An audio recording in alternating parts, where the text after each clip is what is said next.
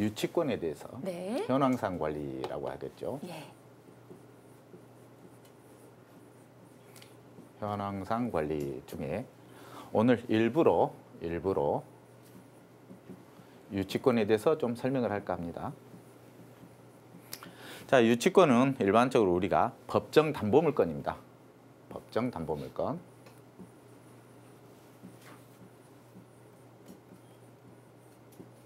자, 일반적으로 법정 담보물건으로 우리가 법으로서 정해준 이유가 있습니다. 그 부분은 어때요? 점유를 하고 제3자한테 대항할 수 있는 권리, 이게 유치권인데요. 일반적으로. 자, 법으로서 제3자한테 대항할 수 있는 권리, 이 부분을 하기 위해서는 우리가 반드시 첫 번째라는 게 있죠. 점유가 있어야 됩니다. 점유가 있어야 된다라는 거죠. 유치권의 성립 요건 알아보고 있습니다. 그렇죠. 네, 오늘 일단 소유권을 이전을 했는데 일반 시장에서 점유를 한다면 실질적으로 어때요? 내가 소유권을 이전했는데 그 점유권으로서 그 재산권을 행사할 수 없다 그러면 어떨까요?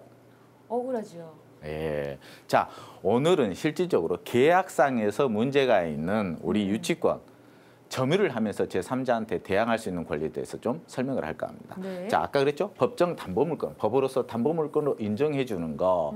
첫 번째, 유치권으로서 실질적으로 계약했을 때 계약자들도 중요합니다. 그래서 계약자들은 등기부상, 임대차상 반드시 현장에 가서 계약을 하기 전에 주의를 필요합니다. 하지만 우리가 거기에 있어서 또 유치권자를 보호할 필요도 있습니다.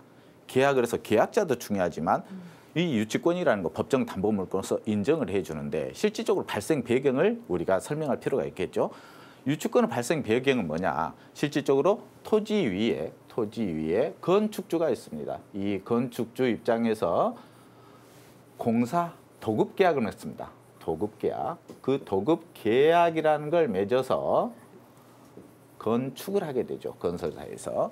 이 부분에 있어서 아까 일반적으로 이 건물을 사는 일반 계약에서 계약자도 중요하지만 실질적으로 건축주와 도급 계약을 통해서 계약금, 중도금, 잔금까지 맺고 계약을 해서 공사를 냈습니다. 이 완공한 다음에 이걸 어때요? 회수를 못한다면 공사를 해놓고 회수를 못하는 이 건설사도 보호를 받을 필요가 있겠죠. 자, 그래서 오늘은 실질적으로 계약자 중심이 아닌 실질적으로 여기서 그 건물을 점유를 하면서 제3자한테 대항할 수 있는 권리를 준 이 유치권에 대해서 좀 알아보고자 합니다. 자, 그러면은 유치권자도 내가 실질적인 건축자 도급 계약을 맺어서 공사를 했습니다. 공사를 했는데 무조건 공사를 해서 실질적으로 이게 유치권으로서 성립이 되느냐? 그게 아니라는 거죠. 유치권자 입장에서는 반드시 어떻게 해야 되냐? 성립 요건을 갖춰서 유치권을 주장을 해야 된다는 겁니다. 그러면 일반적으로 이렇게 하죠. 유치권을 주장을 했는데 자, 공사대금 채권만 가지고는 무조건 유치권을 주장할 수 있느냐? 그건 아니라는 소리입니다. 실질적으로. 신고는 누구나 할 수 있고 주장은 누구나 할 수 있습니다. 그런데 그게 법의 판결을 받아서는 실질적으로 자기가 공사를 해놓고도 유치권으로서 성립이 안 되는 조건들이 있습니다. 그래서 오늘은 이 담보물건으로서 담보물건이 되려면 어때요? 등기부상에 나타나야 됩니다. 등기부상에 권리가 있어야 되는데 실질적으로 등기를 대신하는 게 바로 뭡니까? 점입니다. 예, 공시라고 생각하시면 돼요. 자, 등기는 제3자한테 나는 어떤 목적물에 이러한 권리가 있다라고 공시를 하는데 유치권은 담보물건입니다. 유일하게 등기되지 않는 담보 물건으로서 인정받는 겁니다. 그것도 법으로서 인정을 해주는 거죠. 자, 그러면 어때요? 공시를 할 수 없다면 점유로서 그 등기를 대신한다라고 생각을 하시면 됩니다. 자, 그러면 점유에 대해서 조금 우리가 설명을 좀 해야 될 것 같아요. 자, 유치권자로서 공사대금 채권을 제3자 그 누구한테나 변제받을 때까지 대항할 수 있는 요건을 가져야 되는데 여기에 대해서 성립 요건에 대해서 좀 얘기를 할까 합니다. 성립 요건 뭘까요? 유치권자 공사대금 채권을 가지고 유치를 하면서 제3자한테 대항하는 건데 이 성립 요건을 갖춰서 유치권을 주장을 해야 된다라는 부분입니다. 자, 그래서 성립이 돼야지 제3자한테 대항할 수 있다라고 생각하시면 됩니다. 자, 점유에 대해서 좀 생각을 해볼 필요가 있는데요. 자, 점유는 뭐다? 등기를 대신한다라고 생각하시면 되겠습니다. 자, 점유라는 부분은 사회적으로 또 시간적으로 공간적으로 완벽한 점이어야 됩니다. 완벽해야 됩니다. 두 번째는 이 시간적, 사회적, 공간적으로 완벽한 점유를 해야 되는데 이게 직접 유치권자가 직접 점유를 할 수도 있다라는 거죠. 또 간접 점유도 인정이 됩니다. 점유에서 또 점유 보조자에 의한 점유도 인정이 됩니다. 이 직접 간접 점유 보조자에 의한 점유를 진행을 하면서 여기서 사회적 점유는 뭐냐? 사회적. 아까 우리 사회자님께서 말씀해 주셨는데 그게 뭐 유치권 행사 중이라고 이 건물에 플랑을 크게 걸어놓은 게 있죠. 네. 유치권. 자, 이게 바로 사회적 공시입니다. 사회적으로. 그러니까 오가면서 봐라 이거죠. 그렇죠. 등기를 대신한다 그랬잖아요. 점유를 하면서 뭐뭐 건설회사에서 이 물건을 점유를 하고 있다라고 사회적인 공시를 하는 겁니다. 그 플랑이. 자, 두 번째 시간적으로 완벽한 점유해야 된다라는 부분인데 시간적. 자, 이렇게 생각해 보면 24시간, 하루에 24시간 완벽한 점유를 해야 됩니다. 그러면 그 24시간 완벽한 점유인데 직접 점유를 한다고 생각해 보죠. 오도 가도 않고 계속 거기만 있어야 되는 그렇죠. 건가요? 잠도 거기서 자야 되겠죠. 그러면 어때요? 실질적으로 시간적으로 완벽한 점유도 사회적으로 시간적으로 완벽한 점유를 하는데 직접 내가 할 수 있을까요, 없을까요? 그건 쉽지 않을 것 같은데. 그렇죠. 시간적으로는. 그럼 우리가 좀 우스갯소리 조금 하고 넘어가겠습니다. 예. 네, 자, 우리가 전문가들 법조 전문을 받기 위해서 이제 갔습니다. 그러면 24시간 밤에도 점유를 해야 됩니까? 라고 물어봤어요. 네. 그랬더니 뭐라 그래요? 네, 24시간 완벽하게 점유를 해야 됩니다. 라고 말씀을 하는 거예요. 법무사나 변호사님이. 예. 자, 그래서 어때요? 내가 24시간 점유하려면 어떻게 할 수 있어요, 없어요? 못합니다. 그래서 포기하는 거죠. 네. 그런데 뭐예요? 이것도 생각된다라는 거죠. 인정이 된다는 거죠. 그럼 간접점이라는 게 뭘까요? 간접점이라는 거는 실질적으로 네. 내가 직접 그 물건에 대해서 시간적으로 24시간 동안 있는 게 아니라 네. 간접점은 세콤 있잖아요. 세콤 기능도 제3자가 내가 공사한 이 건물에 제3자가 침입하지 못하도록 실질적으로 내가 이 물건을 점유하고 있다는 것만 알면 됩니다. 그래서 간접 점유도 인정된다. 그래서 시간적으로 24시간 완벽한 점유를 해야 된다라는 부분을 먼저 말씀드리고요. 네. 자, 공간적인 점유 부분입니다. 공간적.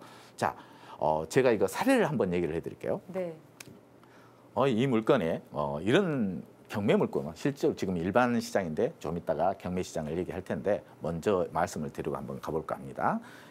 공간적인 점인데 그 물건에 우리 저 의뢰인이 낙찰을 받았습니다. 네. 아파트를 낙찰받았는데 제가 낙찰받고 의뢰인과 함께 현장을 갔어요. 함께 갔더니 아파트 현관문에 유치권 행사 중이라고 딱 해놓고 자기 연락처까지 딱 공시를 해놨습니다. 그래서 제가 직접 전화를 했습니다. 전화를 했더니 받으셔요. 자, 그래서 직접 내부를 공사를 해서 유치권 권리를 주장해서 이렇게 되고 있는데 제가 한번 보고 싶습니다. 내부를 라고 하니까 그분이 오셨어요. 조금 기다리고 있으니까 오시니까 한번 내부를 전체적으로 봤는데 실질적으로 어떤 인테리어 공사를 했습니다. 하긴 했어요. 예, 3,800만 원 인터에서 했는데 실질적으로 그 정도 가격이 나오더라고요. 네, 그랬는데 인정은 했습니다. 인정을 했는데 자, 들어가서 공사 많이 하셨네요. 참 안타깝습니다. 공사 대금을 못 받아서 이렇게 하고 있는데 참 안타까운데 그런데 공사를 다 해놓고 내부에 집기류 있잖아. 살림살이 도구가 다 있는 거예요. 그래서 유치권 주장을 하시는 그 사장님한테 리모델링 업체 사장님한테 질문을 했어요. 그럼 사장님은 여기서 점유를 하시는데 이 집기류는 다 누구 겁니까? 라고 물어보니까 뭐라고 답변을 하시냐. 현재 이 부동산 물건 소유권자입니다. 소유권자의 집기류고 저는 낮에는 제가 점유를 하면서 대항을 하고 있습니다. 유치권 주장을 하고 있고 실질적으로 밤에는 그 소유권자 와서 직접 거주를 한다. 이렇게 말씀을 하시더라고요. 자, 그래서 제가 그랬죠. 더 이상 할 말이 없지 않습니까? 자, 이 답변 하나로 이미 그 유치권자로서 어떤 성립 요건을 갖췄냐. 여기에서 이미 결론이 나 있다는 겁니다. 자, 뭐라 했습니까? 시간적으로 완벽한 점유해야 되는데 낮에만 점유하죠. 네. 공사는 했지만 네. 공사는 했지만 낮에만 점유하는 이런 상황입니다. 그래서 실질적으로 이런 부분은 어때요? 이 낮에만 점유한다는 근거 이러한 자료를 모아가지고 명도 소송을 하면 됩니다. 일반 시장에서는. 그러면 유치권자한테 어때요? 강제 집행이 가능합니다. 그래서 내가 실질적인 조그만 공사를 했다 해서 공사를 해서 무조건 유치권이 성립하는 건 아닙니다. 그래서 우리 건설회사를 운영하시는 건설사에서는 반드시 어떤 걸 꼭 알아야 되냐. 내가 공사를 해놓고 공사 대금을 못 받았죠. 그러면 어때요? 반드시 성립 요건을 갖춰가지고 유치권의 권리를 주장해 주라고 말씀드리고 싶습니다. 자, 공간적인 부분입니다. 공간적인 부분. 또 이해하기 좋게 한번 해보죠. 자, 공간을 했는데 어떤 주택을 공간을 가지고 그 주택을 공사를 하고 공사 대금을 받지 못해서 마지막 주장을 하고 있는 겁니다. 마지막 주장을 하고 있는데 거기에 있어서 임대차를 냈습니다. 임대차를 냈는데 거기에 방 2개를 임차인이 거주를 합니다. 그리고 유치권, 공사대금 채권자인 건설사에서 방 하나를 두고 점유를 하고 있습니다. 공간. 자, 이 부분은 뭐냐? 공간적으로 제3자한테 이 점유권을 상실하지 않아야 되는데 실질적으로 방 2칸이라는 점유권을 상실했죠. 부동산의 어떤 목적, 공사의 목적은 어떤 시기가 공사대금을 계약금만 받고 그 다음에 공사대금이 못 받았다. 한마디로 건축주가 부도가 났다. 이런 상황. 아니면 중도금 받고 잔금을 못 받고 부도가 났다. 이런 상황이 많이 발생합니다.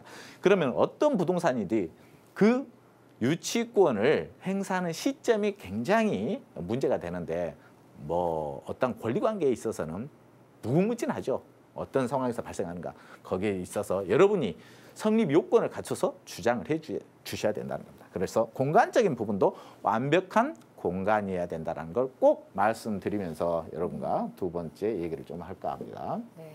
일단은 무엇보다 점유가 있어야 한다라는 부분 말씀을 해주셨고요. 그 점유에 있어서도 여러 가지 또 구분지어지는 부분이 있으니까 이게 완벽한 점유인지도 잘 살펴보셔야 될 것 같고 내가 유치권을 행사하고 싶다 하시는 분들은 완벽한 점유를 하셔야 될 것 같습니다. 점유와 관련해서 첫 번째 항목 알아봤습니다. 방송 보시면서 궁금한 내용 언제든지 전화나 문자 참여 가능하거든요. 서울전화 3424-0725로 함께 하시면 되고요. 문자는 100원의 정보용료 부과되는 샵 8289로 보내주시면 오늘은 특별히 경매와 관련한 다양한 얘기를 나누고 있으니까 평소 궁금했던 부분이 있으시다면 언제든지 편안하게 전화 주시기를 바랍니다. 요즘은 경매라는 이 분야 자체가 워낙에 많은 분들께서 관심을 갖고 있는 그런 분야이기 때문에 저희 방송 보시면서 평소 궁금한 부분 많이들 물어주시거든요. 이 시간을 통해서 많은 궁금증 해결하시면 좋을 것 같습니다. 이 시간 안상성 대표님과 함께하고 있고요. 안성선 대표님과 함께하고 있고 실시간 시세 한번 보고 계속해서 얘기 이어드리도록 하겠습니다.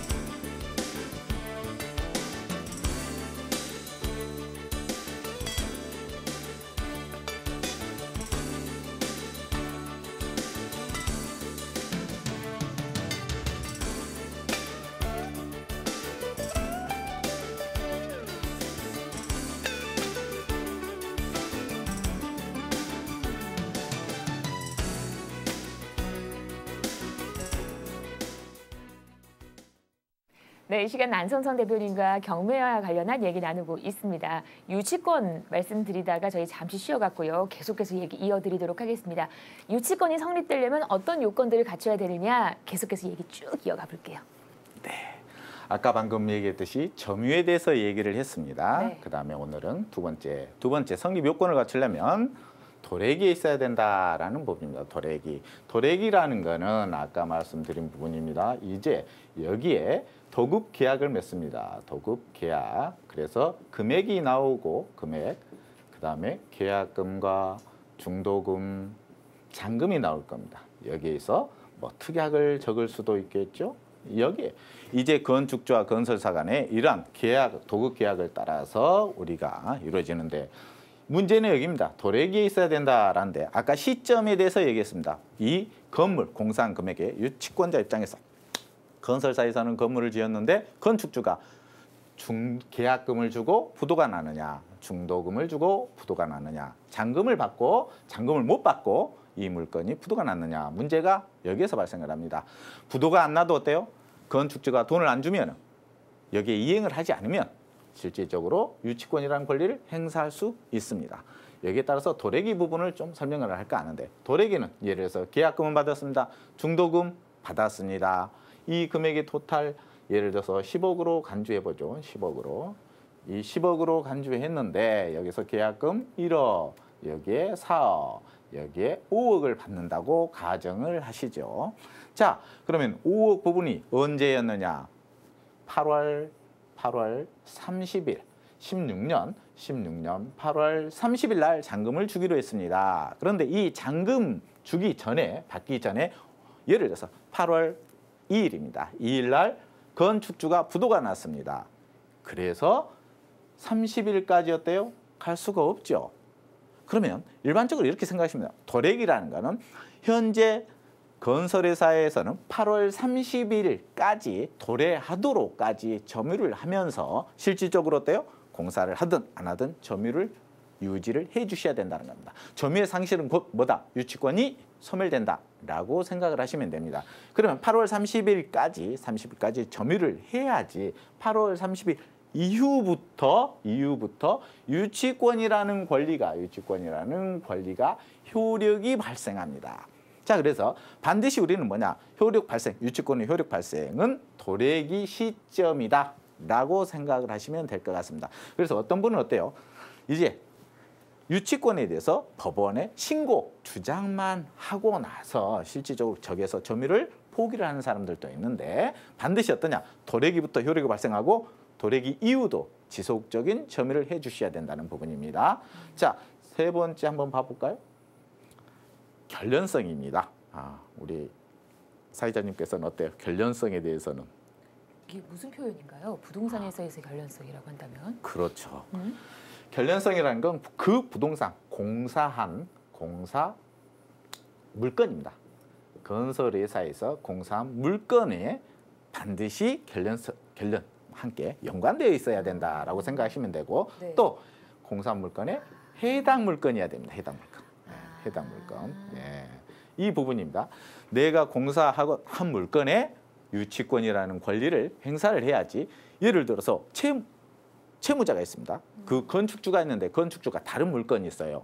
그런데 이 건축주 입장에서는 A라는 업체, B라는 업체한테 두 개의 물건 도급을 줬습니다. 네. 그런데 이 A 업체의 물건을 저는 공사를 했는데 B라는 업체한테 어때요? 유치권의 권리는 행사할 수 있다 없다?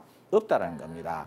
그런데 기본적으로 어때요? 내가 공사 대금을 받기 위해서 그 건축주가 가지고 있는 모든 부동산이 어때요? 권리 행사를 하고 싶은 게 사람 마음인데 네. 실질적으로 인정되지 않는다라는 거죠. 네. 예. 해당 물건에만 그렇죠. 해당 물건에만 인정된다라는 거죠. 그래서 우리가 일반적으로 현장 가보시면은 건설회사 명으로 유치권 권리 행사를 하고 있는데 그 물건이 어때요? 직접 공사한 물건은 아니더라. 이런 물건도 굉장히 많이 나타나고 있습니다. 예. 자, 배제 특약으로 한번 해보죠. 배제 특약. 배제 특약이라는 거는 자,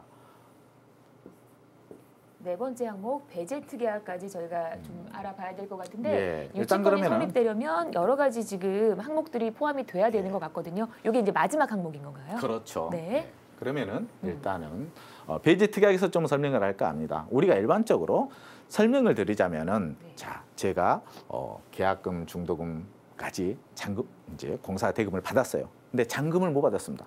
건축주와 딜을 하는 거죠.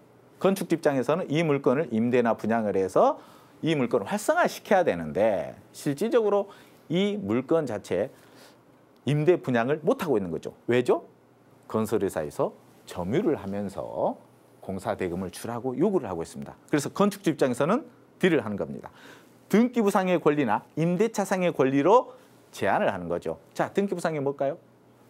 자, 건축주 입장에서 건설사 사장님한테 그런 거예요. 자, 이 물건에 대해서 지금 잔금이 5억이 남았습니다. 5억을 이 부동산 등기부 2순위에다가 5억을 근저당 설정을 하겠습니다. 그래서 건축주와 건설사 간에 둘이 합의가 이루어져서 2순위에 근저당을 설정을 하는 겁니다. 그러면 어떨까요? 이 물건에 2순위로 근저당 설정하고 둘이 어때요? 임대 분양을 이제 진행을 하겠죠. 문제는 여기에서 잘 되면 상관이 없습니다. 거기에 문제 발생 원인은 뭐냐? 결국은 임대 분양이 안 됐을 때가 문제겠죠. 그럼 그 물건이 이제 매매 시장이 아닌 경매 시장으로 넘어갑니다. 경매 시장 넘어가면은 일반적인 경매 시장에서 우리 평균 낙찰률이라고 했어요. 시세가 10억이다 라고 하면 8억에 낙찰받는 거죠.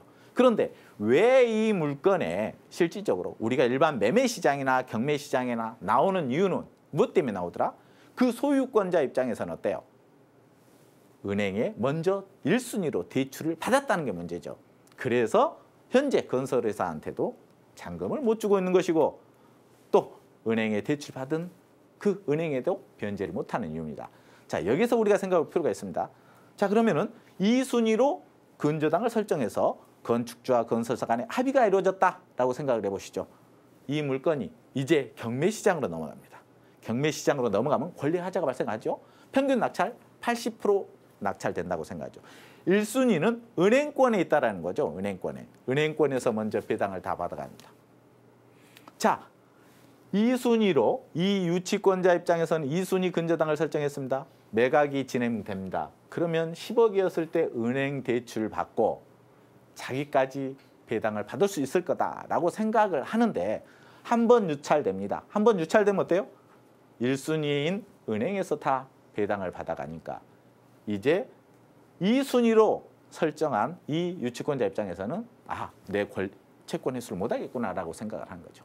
그래서 이 상황이 발생되는 거죠. 이제 뭐예요? 나는 이 물건을 근저당권자, 2순위 근저당 권리자가 아닌 이 건물을 공사한 유치권자다라고 다시 유치권 신고를 하는 거죠. 자, 이랬을 때 그 물건을 이제 권리하자가 발생해서 경매 시장으로 왔지 않습니까? 경매 시장에 왔을 때 실질적인 권리는 어떻게 되느냐라는 건데, 자, 한번 보시죠. 배제 특약이 없다 그랬습니다. 도급 계약을 맺었을 때 건설사와 건축주가 특약으로 유치권 행위를 하지 않겠다라는 특약을 맺는 도급 계약은 내용은 없죠. 유치권은 뭐예요?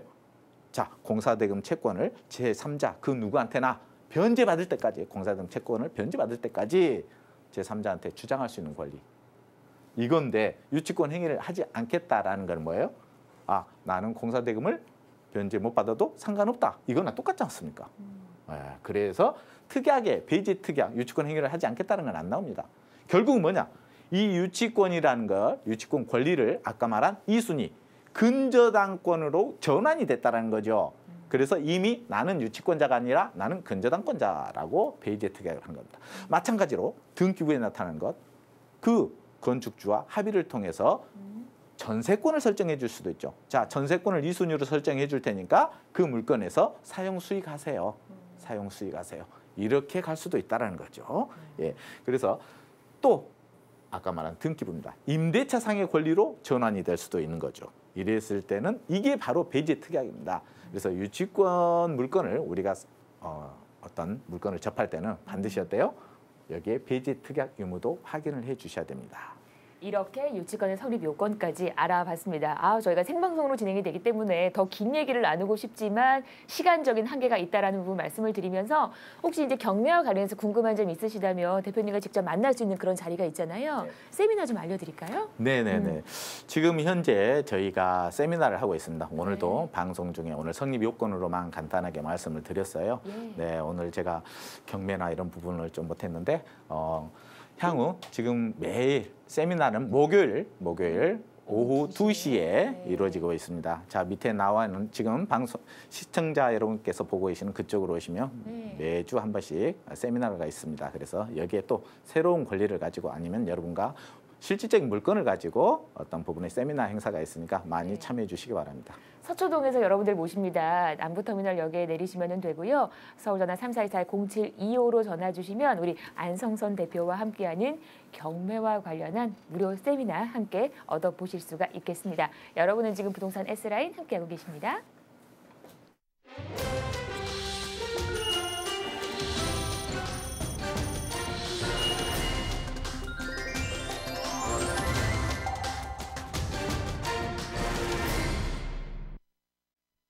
네, 여기는 부동산 S라인입니다. 지금부터는 여러분들 매물 보는 안목을 높여드리는 시간, 좋은 매물 정보 만나보는 시간으로 함께하도록 하겠습니다. 오늘 저희 S라인 내 새 식구가 되신 새 얼굴을 소개해드리도록 하겠습니다. 구대풀 교육그룹의 전철 본부장과 함께하도록 하죠. 어서 오십시오, 본부장님. 네, 반갑습니다. 반갑습니다. 네, 안녕하십니까. 네, 오늘 첫 출연이시잖아요. 네. 뭐 간단하게 시청자 여러분과 뭐 눈인사 한번 해드릴까요? 네.